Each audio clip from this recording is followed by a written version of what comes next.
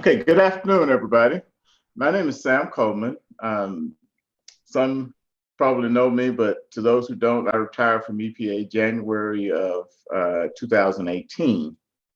And we're very, very excited today to have with us Dr. Cecelia Martinez, who is Senior Director at Environmental Justice at the White House Council on Environmental Quality, as well as Ms. Karen Martin, who is the DFO for the WEJAC, the White House Council on Environmental Justice.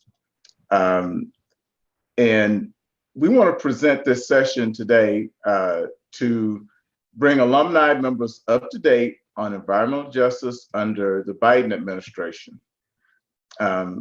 What the goals are, how alumni can become engaged and make a difference.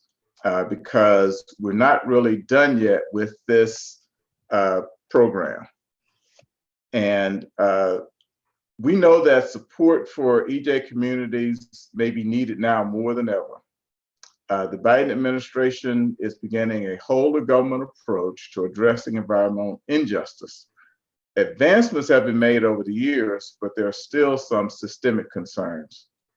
Some communities will need assistance in building capacity so that they can utilize the potentially large influx of resources and tools that the administration will be disseminating. Otherwise, these resources may not bring the improvements these communities need, and the communities may fall further behind. As alumni, our role is to listen and learn what communities have been doing, what their goals are, and their assessment of things that are necessary to assist them. Is with this understanding and asking questions such as, what would you like us to do, as well as how can I be of assistance as practitioners can build trust that is needed to work with communities. One of the most difficult aspects of transformational change for communities is ensuring that communities with the greatest need receive the assistance that they need. Reviewing the lower rate on your mortgage.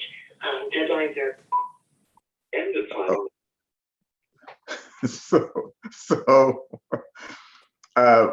So with that, and we're, as I mentioned, we're very delighted to have with us two very knowledgeable guests. Dr. Cecelia Martinez was previously the director of the Center for Earth, Energy, and Democracy, an organization that she co-founded to ensure that communities and policymakers have the tools and information they need to create a just, sustainable energy and environmental policy. Dr. Martinez also previously held positions as Associate Research Professor in the College of Earth, Oceans, and Environment at the University of Delaware. She's led a variety of projects to address sustainable development at the local, state, and federal level. Her work focuses on the development of energy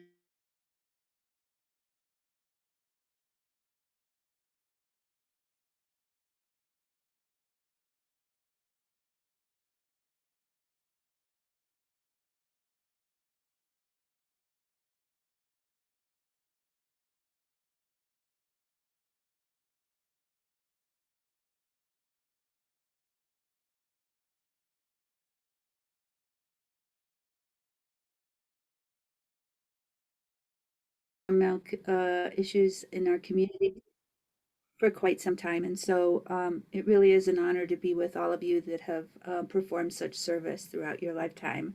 I also want to thank, I'm really honored to be here with Karen Martin and with Holly Wilson, who is on detail from EPA and helping us at CEQ really do the public engagement component of all the work that we're doing. I do have a few slides, I think just more as conversational pieces. So I'm going to share my screen so that we can follow along. And I know that we also want to have some times for Q&A. So I'll run through a few of these slides and then we can stop for questions and continue on.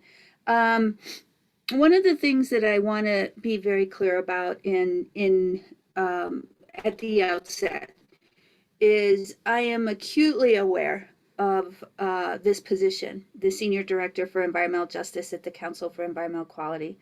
I don't take it lightly, and I think the responsibility is quite formidable in that I have worked as an academic and I have worked in a community-based organization and know full well the extensive number of years of organizing advocacy struggle that the environmental justice communities across the country and in the territories have been doing in order to elevate environmental justice in the federal agenda. And I know many of you have been part of that effort as well.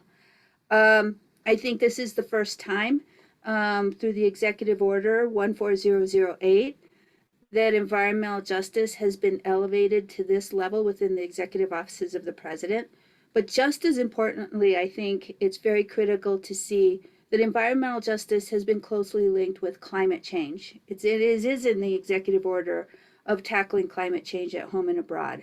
And that, I believe, is a very strong signal that environmental justice is a key component to anything we might do related to the environment, and particularly the most critical environmental threat that we have on the planet in this moment in time, and that is climate change. And so there are various components of this whole of government approach. Let me first state that a good part of the president's agenda on environmental justice was a result of several listening sessions across the country with numerous environmental justice leaders and organizations. I believe all told, then candidate Biden met with approximately over 160 to 170 EJ organizations and personally met with some national leadership. It was out of those listening sessions and out of that outreach that much of what you see in terms of the whole of government approach to environmental justice was formulated. And it's indeed an honor then to have joined the Biden administration to help implement many of these ideas. So what are the key components of this whole of government approach to environmental justice? The very first, and I will only touch on this briefly because Karen Martin is going to talk about this more substantially, but it established the White House Environmental Justice Advisory Council. Again, that council administered by EPA, but making recommendations to the chair of CEQ, is a whole of government FACA on EJ and is intended to address all the EJ strategies across agencies and make recommendations toward that end. Again, Karen will be describing much more fully what the WEJAC has been doing and what its timeline and what its future work will be about. But a second, just as important initiative was the establishment of the Environmental Justice Interagency Council. Many of you know that there was an Environmental Justice Interagency Working Group that was established by EO 12898. Incredible amount of work, incredible set of committees that have been doing extensive work on advising and developing initiatives. What the IAC does is it builds upon that. It builds upon the work of the IWG, and again makes this council report directly to an executive office of the president. It is convened by Chair Brenda Mallory of CEQ, and the intent again in EO 14008 is that the IAC will develop a whole of government approach to addressing environmental injustice in the federal family. So that's a pretty broad mandate, but one that the IAC as well as CEQ is taking quite seriously and diving deep into what may be the component parts that the IAC needs to address moving forward. A third area was establishing the Justice 40 initiative. I will go into a little bit more in depth in a moment. And then another part of the EJ initiative is to establish a climate and economic justice screening tool, which would publish maps annually on the realities and the conditions of environmental justice communities across the country. I think you as EPA folks know that the data we have a big task ahead of us of making data more robust, accurate, reliable, make collection efforts more extensive, particularly in the areas of disproportionality and the distribution of costs and benefits of different elements of the federal family. And so the climate and economic justice screening tool hopefully will become a very robust tool where a variety of data and data sets will be available to communities and to decision makers, so that they can understand the realities across the board, whether it's in housing, labor and economic development, clean water, climate risk, climate resiliency, that the climate and economic justice screening tool will be on a path towards developing a very robust set of information and data. At the present, the phase one launch of the climate and economic justice screening tool will be to serve as a way to identify the disadvantaged communities that would be prioritized under the Justice 40 initiative. And then lastly, of course, none of this makes sense unless we're continuing to monitor and evaluate progress on environmental justice. And so EO 14008 requires the development of an agency scorecard with established performance metrics that will be used to evaluate the progress, to identify challenges that agencies might have, but a useful tool for agencies to be able to assess where they are in their progress of implementing environmental justice within their agencies. And so that is something that the White House Environmental Justice Advisory Council very strongly recommended, that in addition to all the initiatives that have been put forward, that in order for us to be successful, as with any initiative, whether it's in the public sector or the private sector, there needs to be an evaluation in the feedback loops to see how we are progressing on the goals and the vision that we have articulated. I just want to do a quick overview before taking the first set of questions, and that is to share Justice 40, the goals of Justice 40, the sort of signature environmental justice initiative of the Biden-Harris campaign. Under Justice 40, and I believe this is a truly transformational initiative, 40% of certain federal investment benefits, there is a goal of those benefits going to and quote unquote disadvantaged communities. We understand that that term disadvantaged communities is not probably the best term. So I'm sure we will be revising that as we revise some of the language in Executive Order 12898. But nonetheless, we know that those communities are the most underserved, overburdened, underinvested communities in the country and in the territories. And Justice 40 is about creating the goal and the vision of 40% of the investment benefits in climate, in clean energy and energy efficiency, in clean transit, in affordable and sustainable housing, in training and workforce development, in the remediation and reduction of legacy pollution, and in the development of critical clean water infrastructure, that 40% of the investment benefits in these areas will go to underserved, underinvested communities. That's truly transformational, because at once it says, look, we need to pay attention and make sure that communities who have not had access to capital, who have not had access to infrastructure investments, who have not had access to enforcement of pollution reduction and remediation, that these are that we need to make sure and set as a goal and monitor and evaluate how the federal family invests in these communities moving forward. It says quite clearly, an underlying vision and goal is that we cannot have a climate policy, an equitable climate policy, without addressing the legacy issues that have happened in our communities across the country for quite some time. It's also quite innovative in the sense that it brings climate, brings all the different intersectoral issues of housing, water, workforce development, labor, all of those sectors into the arena of how do we address climate change. And how do we address it equitably, assuring that no community will be left behind. And that itself is President Biden's language, adopted from environmental justice advocates and organizers for quite some time.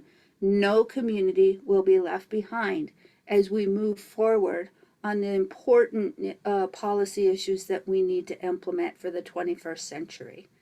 And so part of this that agencies have to do is they have to look and report about all the different programs that are covered under Justice 40 and make recommendations to us as to which programs might need legislative tweaking. We know that not all programs would have the authority to implement Justice 40 as they are. So we also need to hear from agencies about what kinds of changes need to be made so that we can achieve the goal that we want. So I'll stop there because I know, Samuel, you wanted to stop for some questions. Sure, and thank you very, very much. And I'll remind folks that we are taking questions in the chat function, but I do have a couple. And one would be, how will federal agencies know what other federal agencies are doing regarding EJ and how that work is being coordinated? So that will be through the Interagency Council. The Interagency Council now meets bi-monthly. There are 2 members from each agency on the IAC, a senior member, an environmental justice officer that is at the deputy secretary level equivalent or higher, and a senior staff member. We are also transitioning all the IWG working groups into the IAC, as well as developing new working groups based on President Biden's agenda. And it is through the IAC that and those working groups, that all the information sharing is happening with regard to implementation of environmental justice. Okay, thank you. So a second question, and you mentioned agency scorecard. And perhaps we can just cover that a little bit more in detail to say, so how will the agencies actually be held accountable, given that they're going to receive this scorecard? What exactly will that mean for their organizations, and what accountability measures are being put in place? Right. An excellent question. I think all those questions are what are being deliberated upon now. Part of what we're doing is, first of all, continuing to get recommendations from the WEJAC. I know probably many of you have already seen the WEJAC recommendations. I think in a matter of 2 months, they produced an 80-page recommendation document, and their working groups are continuing, and they actually have a scorecard working group. So we're continuing to have that community engagement. We also are standing up now some interagency conversations about what does a scorecard look like for the particular agencies, particularly given the new initiatives that are in place now.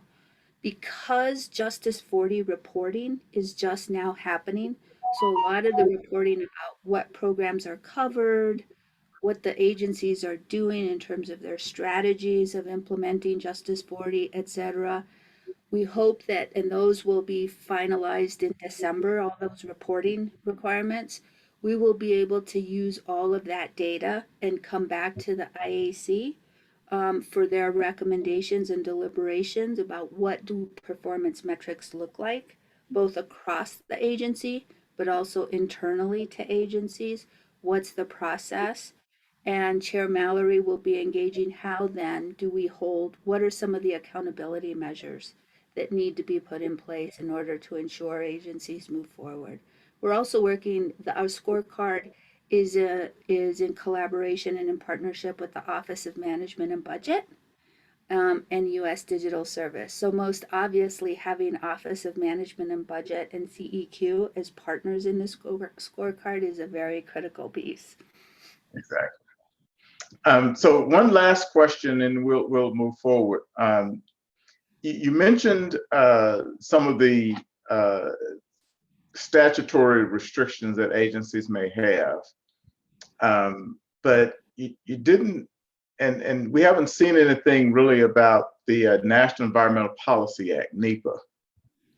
And do you have any comments as to what role NEPA would play in working through some of the objectives and initiatives, and how that might be helpful? Sure. So our NEPA team is very actively working on how to make sure NEPA becomes the tool that it can be and should be. I would encourage you all to connect with the NEPA team. They're doing amazing work. We are in constant conversation and collaboration with them about the environmental justice components and how, in particularly, as we all know, the impacts, et cetera, how those are defined and how those can be, that can be enhanced and maintained and enhanced in NEPA. So that active work is happening. As the NEPA team continues in the process of developing of their work, we are also in constant conversation to make sure that we are both providing information, support, technical resources to the team to how in their work, and in addition, providing them with access to EJ communities in their stakeholder outreach process. And we are engaging with them as we work to devise the revised language for EO 12898 to make sure that those are aligned. Okay, thank you. We're going to let you proceed ahead with the rest of your presentation, and we may have a few questions again at the end. Okay. Let me do this.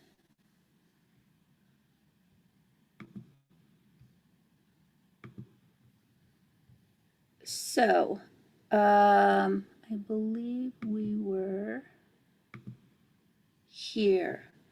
So what I wanted to share with you all also was to give you an idea of the breadth of Justice 40. Um, let me, in terms of what are the covered program categories. And I think this, when you see this, you will see how important and transformational Justice 40 is. These are the types of federal investment that are applicable under Justice 40, and that we're really encouraging agencies to be as bold and innovative and inclusive in the variety of programs that are under their charge to make sure that we get the fullest accounting of the possible covered programs. So programs under Justice 40 obviously include federal grant and procurement spending. We are working also in conversation with the Chief Sustainability Officer and the Sustainability Team and GSA about how the federal government can serve as a model in ways that it had never thought of before in terms of enhancing environmental justice, not only in its procurement, but in operations of facilities. Sustainability, as we know, from an environmental justice perspective, means that you must be a good neighbor and you must advance equity in all your operations. And just as we expect that from the private sector, we're working in concert with our sustainability office to make sure that federal operations and facilities also meet that kind of a vision and goal. It includes credits, loans, guarantees under Justice 40. It also includes federal staffing, but that federal staffing has to be a part of the technical assistance, Samuel, you identified it earlier in your remarks, that our communities are going to require also some capacity building in order to engage effectively, participate in Justice 40. It's not going to happen overnight. It's going to require state and local partners. It's going to require philanthropic partners. It's going to require partners that have technical capacity, and it's going to require partners that really do know how to engage, community-based partners that know how to engage communities. And it's also going to require federal staff in the agencies that understand how important it is to build the capacity of our communities that have been marginalized for so long in being able to participate. We all know, and I know you all know, the first thing that I hear every time is that it's impossible for a community to apply for a federal grant. The resources that are needed, the technical capacity that is needed is just way beyond some of the communities that we're trying to serve on Justice 40. So that is part of the covered programs. Obviously, the direct investment benefits of goods and services. And then we're asking agencies to be bold and innovative in really looking closely at the range of programs that they have, even those that may not particularly seem like they fit under Justice 40. Examples of those are research and development programs. Oftentimes, research and development, obviously, we know, have a particular goal and mission, and equity and benefits of equity are not necessarily integrated into that. So helping agencies think through, yes, if you have an R&D program in clean energy or energy efficiency or anything else in climate mitigation, you need to think about how you are incorporate equity metrics and how the R&D program will be able to in some way serve communities that have been underinvested in. And so those are, I think, the key components of what Justice 40 will be trying to implement. Of course, there are some challenges, and we all know what these are. With anything transformational, there are challenges. First of all, what constitutes the priority community or the community of focus under Justice 40? Which communities will be covered by Justice 40, quote unquote disadvantaged communities? And how do I identify them? That's something that we have been engaged with the Climate and Economic Justice Screening Tool.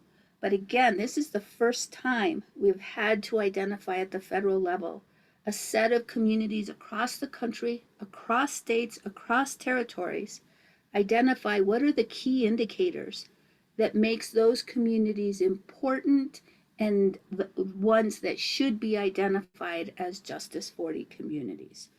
So we're working very hard on developing the most valid and reliable indicators that we can and hope that we will continue to build upon that. Of course, there's the question of benefits and the methodology for calculating benefits. As you saw in the executive order, it's not direct investment, but it's investment benefits. Now, I know we've had a lot of questions as to why that's the case. I think, there are many examples that we can cite. Of course, it also includes direct investments. Those would be in the calculation for sure. But there may be some infrastructure investments that aren't directly, that infrastructure is not directly located in the communities of concern. So examples include maybe a renewable energy project or a solar array that displaces a coal-fired power plant in a community, but the renewable energy project is not located directly in that community. Well, that community will benefit from that investment. It will benefit with reduced pollution, local pollutants, as well as greenhouse gases. That's very important for our communities. There are other examples like that, but we also need to make sure that the calculation, that how agencies calculate those benefits are as accurate, reliable, and true to form to the benefits that the community is experiencing. And that is also a process that we're underway. And then, of course, there's the stakeholder consultation. We have to constantly be involved with communities, hearing from them, not just in the WEJAC, but we have required that agencies develop a community engagement stakeholder plan. We are reviewing those to ensure that as they implement Justice 40, they're using the best possible models for engaging the community in both how and in terms of how they implement Justice 40. And then lastly, we have developed a set of pilot programs across agencies. Now, we selected these programs for a couple of reasons. Number one, we wanted to have a continuum of programs that maybe are relatively easy to implement Justice 40, programs like LIHEAP, some of those types of programs that we know are relatively easy to implement Justice 40. Programs that might need some tweaking, that but still can be tweaked within the executive branch and be to meet the needs of Justice 40. And then those programs that will be harder, they still should fit, they should still be covered programs, but they will be a bit harder for whatever reasons to implement in terms of the Justice 40 goals. And so those pilot programs are going to serve as learning experiences, learning models. They're early launcher programs under Justice 40, and we hope to get good information from them in terms of how they will, what some of the challenges and opportunities for implementation are. So in all of it, I think one of the things that's really exciting, and I hope my colleagues at CEQ and EPA feel the same way. This truly feels like a historic moment. Again, I never thought in my lifetime that environmental justice would be elevated to such a high priority across the federal family. We know that EPA has been doing this for quite some time. And it is that promise and that vision that all agencies should address justice and equity in their work as a priority, is what is really exciting right now. So with that, I'll stop again, Samuel. Okay, thank you very much. And I will give Karen just a minute to get ready, and we're going to take, I think, just maybe a couple questions. One is, you talked a little bit about how the states and local governments had to get involved. How does the administration plan to really get them more involved and keep them involved in this initiative? Very good question. So there's a number of ways that that's happening. Obviously, states, tribal governments, local governments are considered stakeholders as a requirement of Justice 40 implementation. So, as agencies are developing their plan for implementation and their engagement plans, not only do they need to think about and articulate how they will be engaging with community itself, but how they will be consulting with state, local, and tribal governments as well. In addition, we have seen such excitement from state and local governments that we are getting requests all the time from states to provide briefings and to provide updates on how they can align their work and their programs and their mandates in line with Justice 40. And so we've made a promise to continue to update states on the progress and sort of the key pieces of implementation of Justice 40. In addition, we have seen independently movement by states on their own to actively align with Justice 40. An example is the state of Delaware. The state of Delaware has established by a legislative J40 oversight committee. They are working to develop a process by which they can help support and facilitate their state in aligning with Justice 40 and making sure that the true vision of Justice 40 happens. And I know they're working with a number of other states to develop similar efforts so that it can be a truly collaborative effort. Sure. And the last one, before we hear from Karen, is How are we going to better communicate progress directly to communities? Because one of the issues may be, as government officials and bureaucrats, we do very well communicating with each other about what things are happening. That doesn't necessarily translate to the communities and stakeholder organizations that are directly involved in living with these issues. So what plans do you have for really improving that communication with communities directly?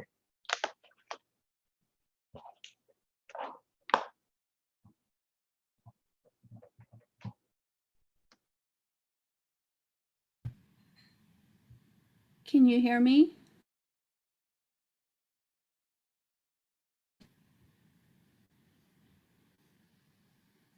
Samuel, can you hear me? Yes, we can hear you.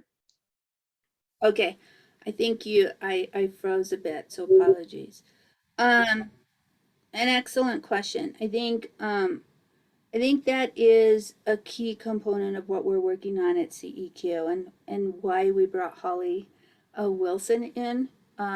There's a number of ways. In addition to obviously the requirements of agency to doing community engagement, and in addition to the WEJAC, which update, we update the chairs and co-chairs of the WEJAC on a bi-weekly basis. We update all the working groups. They meet on a bi-weekly basis, so we update them. And then, of course, during the formal public meetings, we obviously make sure that important information around what the federal family is doing is made available in the public meetings of the WEJAC. But in addition to that, we are in the process of establishing our own engagement and outreach planning process to make sure that we tap into communities that either are directly being involved in some of the pilot programs or in some of the more critical issues that need to be addressed by the administration. And I think it's going to take a minute for us to really institutionalize the importance and the necessity and the requirements of that feedback loop.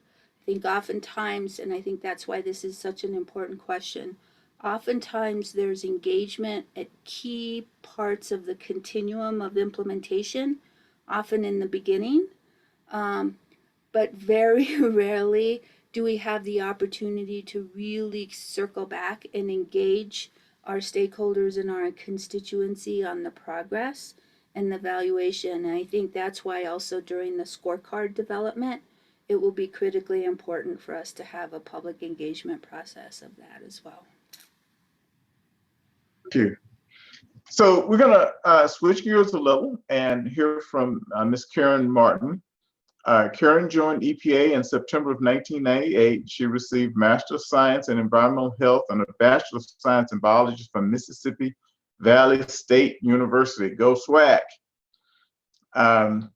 She has worked in public health and environmental field for over 25 years with a focus on community engagement and outreach. Karen currently works in EPA's Office of Environmental Justice and is the designated federal officer for the White House Environmental Justice Advisory Council. She spends her free time mentoring, empowering, and enriching the lives of young girls as they journey into womanhood. Ms. Martin.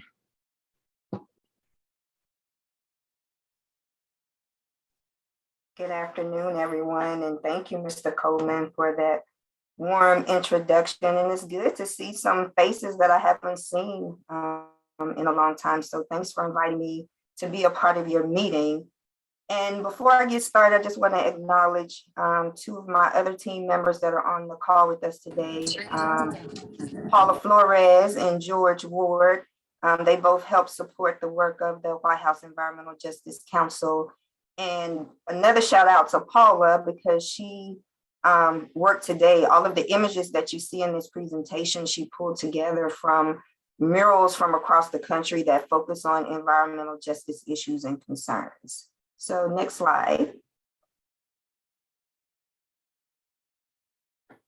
So I'm not going to hold you too long. So quickly, we'll just kind of talk about our purpose, our membership, our makeup, kind of what we're working on right now, and then how you can engage with us. Next slide. So you heard from Dr. Cecelia that the White House Environmental Justice Council was started by Executive Order 14008 back in January 27th, 2001. So we've only been around for about 9 months, but we've been very, very busy this year. Working with this administration has been a pleasure, so much work for us to do, and I'm working with a great group of folks on the WEJAC, so we're very excited about that. And so our main focus is to bring greater visibility to environmental justice issues across the federal government. Next slide. And so our main focus, and Dr. Cecelia mentioned this, is that we provide advice and recommendation to the Council of Environmental Quality and the White House Environmental Justice Interagency Council. And those recommendations are on a whole government approach to environmental justice in all of the areas that you see listed on this slide. And I won't take the time to read them. And this list by no way is exhaustive. All kinds of issues are raised to the council during our public comment period. And then they're always welcome to provide advice and recommendations on any emerging issues that come about. Next slide, Paula. So a little bit about our membership. So we currently have 26 members. They are all appointed by the president. They are from across the country, and they all have a wealth of knowledge and experience in environmental justice, climate change, disaster preparedness, racial inequity, and many other areas. And we have another slide that will show you a little bit more about where their expertise lies. Next slide. So this is kind of a quick look of who our members are. These are our 26 members. And so the WEJAC actually has 2 co-chairs and 2 vice co-chairs. And so Mr. Richard Moore out of Albuquerque, New Mexico is one of our co-chairs, and Ms. Peggy Shepard out of New York City is our other co-chair. And then we have Carletta Toulouse out of Arizona and Catherine Flowers out of Alabama. And George will drop a link in the chat where you can find their bio. So, and then below you see the rest of our members, and you can see we have some folks that have been working in environmental justice for a very long time. I know a lot of these folks I read about when I was a grad student back in the 90s. So I'm very honored to have the opportunity to work with a lot of them. Next slide. And so this slide just gives you a kind of another look at the council and who we are made up of. So we have 16 women, 10 men, and we cover 4 sectors on the council right now. So we have folks that are in academia, community-based organizations, environmental organizations, and then state, tribal, and local government is our other stakeholder category. And then to the right, you can see just kind of all of the background information, the background and experience that our members have. So it ranges from agriculture to air toxics, resiliency, youth engagement, worker training. So it just runs the gamut. So we're very happy to have the wealth of experts that we were able to pull together on this council. Next slide. So I mentioned earlier that we have been very busy this year. So we managed in this last 9 months to pull off 3 meetings. And Dr. Cecelia mentioned that we turned around a final report fairly quickly at the beginning of the year. So out of the 3 meetings that we had over 2,600 people to attend those meetings. And most of the attendees were non-government. So we were happy to see that we got some engagement with the general public. And then during all of our public meetings, we do have an opportunity for a public comment process. And so we received about 280 written comments, and we were able to hear from about 43 members of the public during those 3 meetings. Next slide. And George will also share a link to where you can find summaries from those meetings as well. So right now we have 4 work groups on the WEJAC. That's how we get our work done on the council. So Each of these work groups are made up of a subset of the full WEJAC members. And so in the work groups is where the work happens. So they develop the draft recommendations and present them to the full council during our public meetings. And you can see Dr. Cecelia mentioned quite a few of those. They line up exactly with what the administration is working on. So we have a Justice 40. We're working on Executive Order 12898 revisions. We have our Climate and Economic Justice Screening Tool work group, and of course the scorecard work group. And then we did manage to get out one final report this year back in May, and George will share a link with where you can find that report as well. So we've been very busy. We still have a lot of work to do. We're meeting on a bi-weekly basis in the evening. So a big shout out goes to all of the members because they're going above and beyond to help make sure our communities get what they need. So next slide. So lastly, just how you can engage with us. So we do have public meetings on a periodic basis. And so our next meeting is in November. Registration is now open. And George will share a link where you can sign up to attend our next meeting. We will have a public comment period during this meeting, and this meeting will mainly focus on hearing from the administration, any updates that they want to share with the public, and then also we'll hear from the work groups. They will be discussing their draft recommendations, where they are in the process. So that will happen November 17th and 18th. I believe the meeting starts on both days at 3 p.m. So about 3 p.m. to 7:30 p.m. And then the next slide, that's it. So any questions? Okay, so I was given an impossible task, but as you guys may notice, I changed into my referee shirt. So I did not bring a whistle, but we're going to have what I call a lightning round of questions in order to get just a few more in before we break. And I am absolutely committed because there were several folks who had other commitments. So I have to get us done on time. So the first question really for Dr. Martinez involves a little bit more on some of the statutory changes that may be required and how exactly the administration is going to take comments more from communities regarding issues with statutes. You talked a little bit about the agencies describing what they think the statutory changes may be necessary, but how does that relate to, say, a person in a community once they become knowledgeable that a statute exists that prohibits an agent from doing something? The agency may not see that as a problem, but the community may see it as a problem. How would that discussion take place? So I think it would happen through the community engagement process.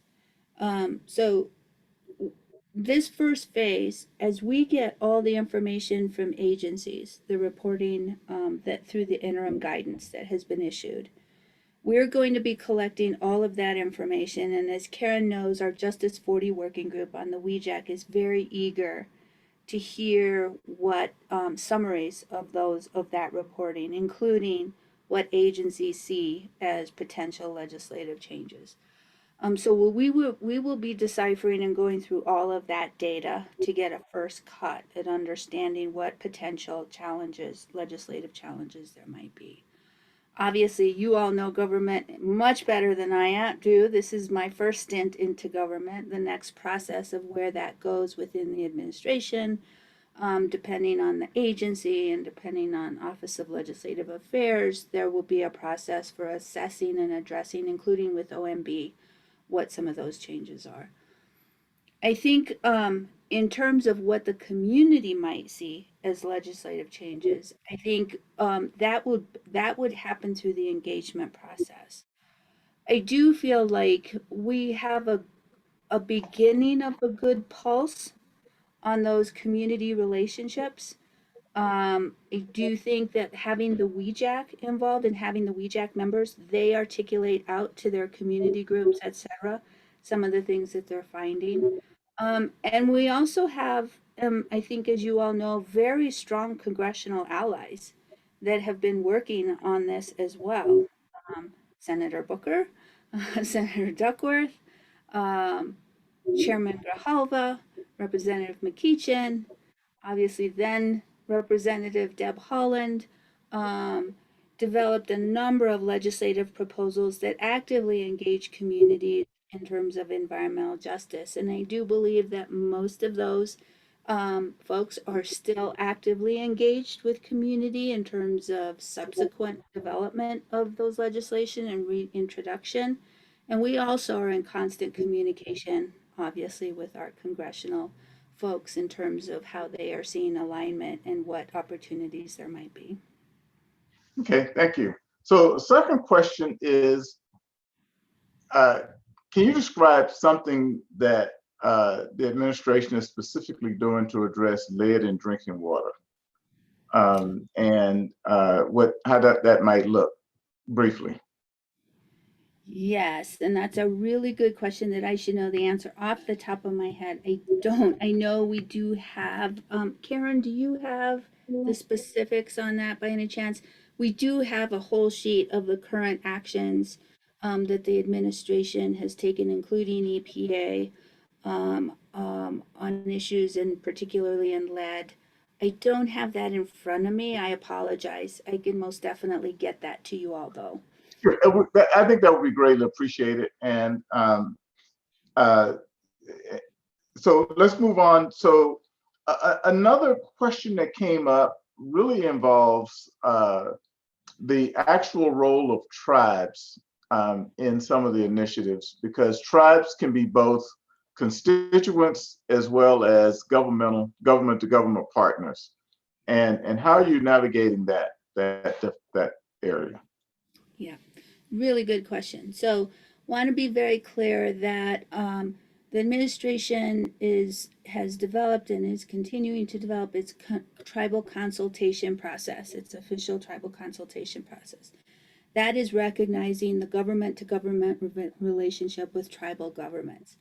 And as part of CEQ's environmental justice office, what we do is we abide by and follow the lead of the tribal consultation process in the White House Native American office, where we then enhance that tribal consultation is through community-based organizations and through constituencies that are not officially tribal government representatives. And we're very clear about that because we do not want to in any way dissipate or dilute or in any way affect the real nation-to-nation relationship between the United States government and tribes. But those two things are actively happening, parallel tracks, and we do collaborate and inform each other on important issues that cross over into each of our areas. Okay, so I want to stop there because we could keep asking questions, and we could probably go on much longer, but I'm afraid that we are out of time.